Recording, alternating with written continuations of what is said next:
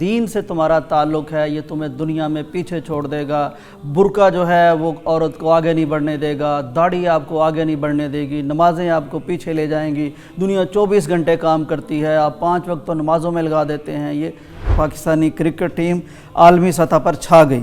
بڑے اعزازات پاکستانی کھلاڑیوں کے نام۔ سال کا بہترین ون ڈے پلیئر ایوارڈ وہ ہمارے بابر اعظم کو جاتا ہے، کیپٹن ہیں پاکستان کرکٹ ٹیم کے۔ اور سال کا بہترین T20 پلیئر ایوارڈ محمد رضوان کو ملا۔ بڑا خبروں میں رہتے ہیں، خاص طور پر ان کا جو دینی رجحان ہے وہ ڈسکس ہوتا رہتا ہے۔ ان کی ویڈیو بڑی وائرل ہوئی، وہ نماز پڑھ رہے تھے، ایک انٹرویو انہوں نے دیا، اس میں بھی انہوں نے کہا کہ میں خاتون کی طرف نہیں دیکھنا چاہتا۔ مطلب اس کے دینی رجحانات خبروں میں رہتے ہیں اس حوالے سے، اور قوم بڑی پسند بھی کرتی ہے۔ پھر اسی طرح سال کا بہترین کرکٹر کا ایوارڈ شاہین شاہ آفریدی کو ملا ہے۔ اسی طرح ICC T20 11 کا کپتان بابر اعظم کو۔ یعنی ڈاکٹر صاحب وہ کہتے ہیں کہ اگر پوری دنیا کی ایک ٹیم بنائی جائے کرکٹ کی تو 11 کھلاڑی لیے جائیں گے، تو ان کا اگر کوئی کیپٹن بن سکتا ہے تو وہ پاکستانی کیپٹن ہے۔ اس کی لیاقت، صلاحیت اور مینجمنٹ سارا کچھ، یہ بڑا اعزاز ہے۔ اسی طرح ICC ون ڈے ٹیم کپتان پھر بابر اعظم، یعنی آپ T20 کا بھی اور ون ڈے کا، ہاں دونوں میں اگر کوئی کیپٹن ہو سکتا ہے، پوری دنیا کو لیڈ کر سکتا ہے تو وہ بابر اعظم ہے۔ پتہ نہیں نام کا بابر کا حصہ اور اعظم کا حصہ وہ اس کی عملی تفسیر بن رہے ہیں۔ ڈاکٹر صاحب اس پہ ایک تو چلیں بڑی اچھی بات ہے، پاکستان کسی بھی حوالے سے آگے بڑھے۔ ایک تو اس میں یہ ہمیں نظر آتا ہے خاص طور پر ڈاکٹر صاحب کھیل کی تاریخ اگر ہم دیکھیں، یعنی ایک وقت تھا کہ ہر میدان میں ہم بہت آگے تھے، ہاکی میں ہم بہت آگے تھے، ایون سکواش میں ایک ہمارا طوطی بولتا تھا پوری دنیا میں۔ ہر میدان میں ملک نیا نیا بنا تھا، لیکن ایک جفاکشی تھی، محنت تھی، دیانت تھی۔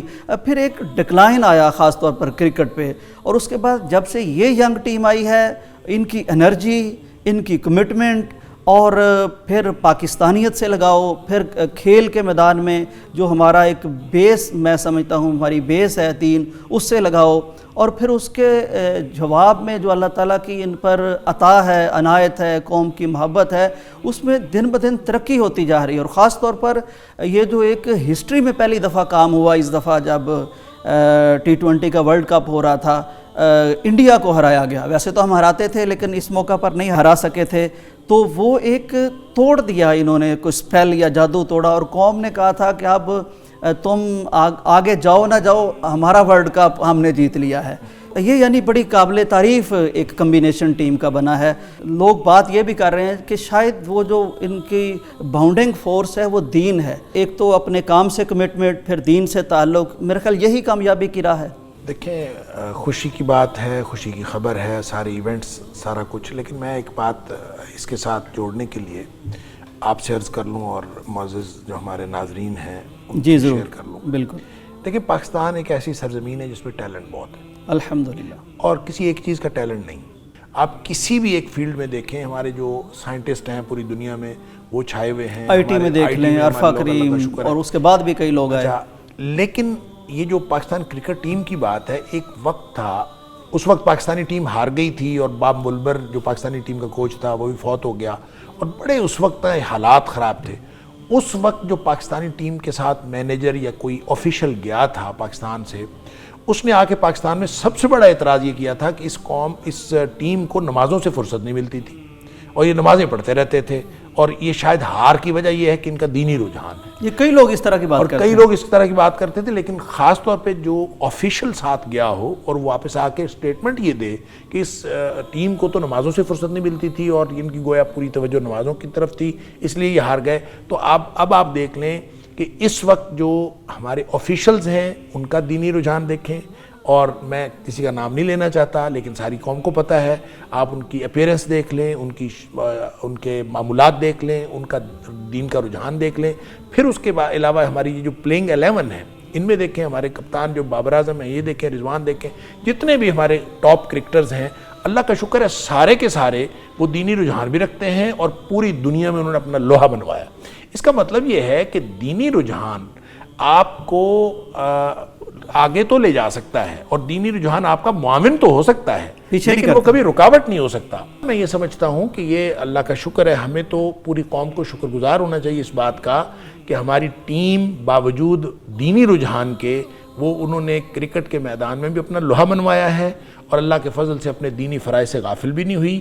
اور یہی وہ چیز ہے, اسی طرح کا مسلمان اللہ کریم چاہتا ہے کہ وہ اپنے فرائض سے بھی, وہ فرائض جو اخروی اعتبار سے اس کے اوپر لاگو ہوتے ہیں ان کو بھی ضائع نہ کرے, اور پھر وہ دنیا میں نہ صرف برابر چلے بلکہ اپنا لوہا منوائے.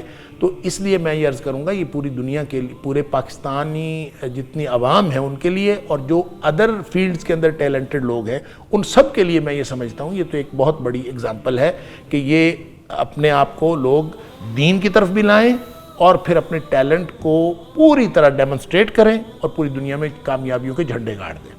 ناظرین, یہ بڑی اہم ڈیبیٹ ہے, بڑا اہم پوائنٹ ہے, بڑا بنیادی نقطہ ہے کہ ہمیں کچھ لوگ ہمیشہ یہ سکھاتے ہیں کہ جناب یہ جو دین سے تمہارا تعلق ہے یہ تمہیں دنیا میں پیچھے چھوڑ دے گا, برقع جو ہے وہ عورت کو آگے نہیں بڑھنے دے گا, داڑھی آپ کو آگے نہیں بڑھنے دے گی, نمازیں آپ کو پیچھے لے جائیں گی, دنیا 24 گھنٹے کام کرتی ہے, آپ 5 وقت تو نمازوں میں لگا دیتے ہیں.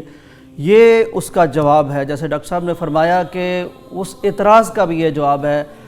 کچھ دیکھیے آپ, ایک تو یہ ٹیم کی آپ کے سامنے مثالیں موجود ہیں, پھر مجھے بتائیے کہ پاکستانی ٹیم میں جو لیجنڈ ہوئے ہیں ان میں کتنے نمایاں نام ہیں.